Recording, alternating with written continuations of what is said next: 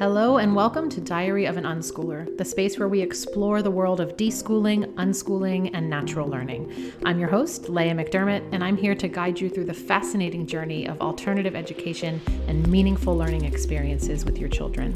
Thank you to all of our listeners for joining us once again, or if you're new here, a warm welcome to you. Let's dive into today's topic. Good morning, friends. It's Leah here. Today I want to talk to you about micro-interests. So in this realm of homeschooling and specifically in unschooling, in the unschooling world, we talk a lot with parents about the importance of deschooling work that they have to go through, right? Which is deconditioning our beliefs and our understanding and our mindsets about what learning is, what it looks like, how our children process things, how they gain knowledge, what's important, what's the process. And, obviously this is an ongoing thing. We work on this forever and ever. We come to this having been conditioned this way ourselves.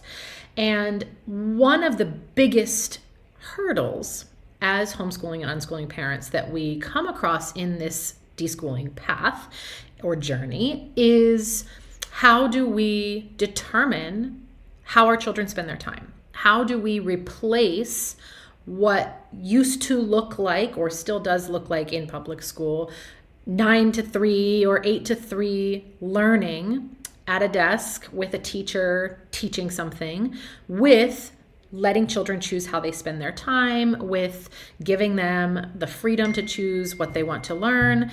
And the piece that comes back over and over in this conversation is observation, right? That's like this big magical keyword is observation. That's what we have to do as parents. We have to be always vigilantly observing our children so that they can show us what they're interested in, what they want to learn more about. And then our job is to take those interests and turn them into these magical experiences, right? These big, deep lessons.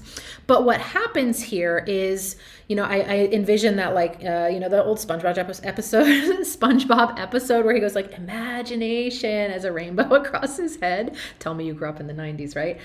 And that's this observation or interests. That's what we're looking for. Our children are just going to wake up one day and be like, Mom, I want to learn about raccoons. And then we can just be like, yes, I can't wait to order books on Amazon about that and take you to a wildlife sanctuary and meet with a raccoon veterinarian and learn all of these things. But that's not how it works. That's not really real life. And that kind of sudden, magical, big desire that a child is going to wake up and discover is so very rare and not usually how it happens, right? Interests are always sparked by something else. So what I want to make sure that we understand here, I want to break this down for you and take away the mythical nature of this, because what happens is we accidentally skirt around that healing and deconditioning process when we search for an interest so deeply that we look for anything our children could possibly show us an interest in, any question, any video that they watch more than one time, right? We're so desperately seeking this interest that we can do something with that we accidentally take those interests and turn them into these deep lessons and experiences that often very closely mirror what would be happening in a traditional learning experience anyway. It might look a little bit more child-led. It might look a little bit more hands-on. It often basically just looks like project-based learning, which is sort of a very slow way that traditional education is stepping into more of a child-led, child agency type of learning is project-based, which is still a far cry from where it should be, of course. But if we aren't careful, if we're just desperately seeking this giant interest to turn into something deeper, we skirt all of that work and we crumble that foundation of trust and capability, and we end up very often turning our child's unschooling journey that we desired into this project-led, adult-directed learning experience, but we have convinced ourselves that it is something that they're passionate about, so we're doing it right. And so what I want you to start doing is reframe your mind here a little bit and stop looking and trying to find this magical unicorn interest that is likely not going to show up. Instead, what I want you to pay attention to, and this is a little bit different, like even for a while, let go of that word of observation and just pay attention to those micro interests that your children have all day, every day.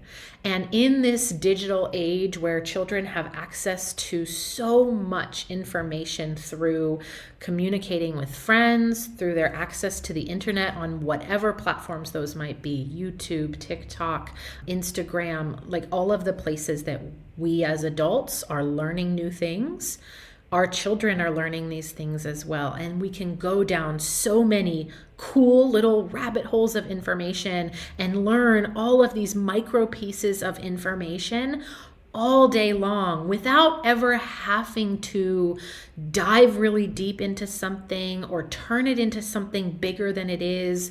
And most importantly, feel like we have to perform what we've learned for someone else. And if you're having trouble doing this with your child, one way you can do this is just turn all of that attention back on yourself. Let your kids alone for a while, leave them be, let them do what they need to do, and look at your own journey throughout a day or a week.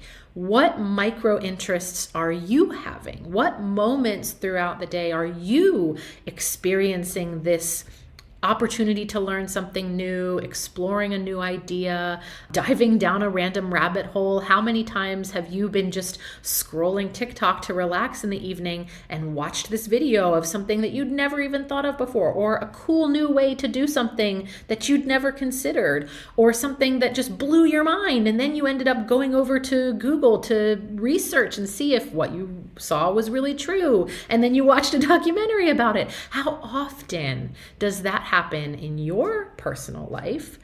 And then you can kind of mirror that observation, if you will, onto your children. How are they finding these moments all by themselves throughout the day where they are having these micro interest moments that you don't have to be a part of? And that is one of the biggest pieces of deschooling and deconditioning that we can do, is being able to step back and say, I don't have to always be intervening here. I don't have to always be a part of my child's learning process. And when you create a space, both physically and just mentally and emotionally, where your child feels comfortable to look these things up, to find new information, to tell you things. My son just the other day was just looking at something on his phone. He was like, oh, hey, Mom, I didn't realize how close Spain was to Morocco. And I was like, oh, yeah. And I just glanced over and he was like scrolling around on Google Earth. And this happened. We started talking about it because we created this culture in our home where my children aren't afraid to share things that they've discovered because there's no performance attached to it. There's no outcome attached to it. We're never going to quiz them on what they know. So there's just this comfort and trust in sharing knowledge as co-learners on this earth, right? On this journey together.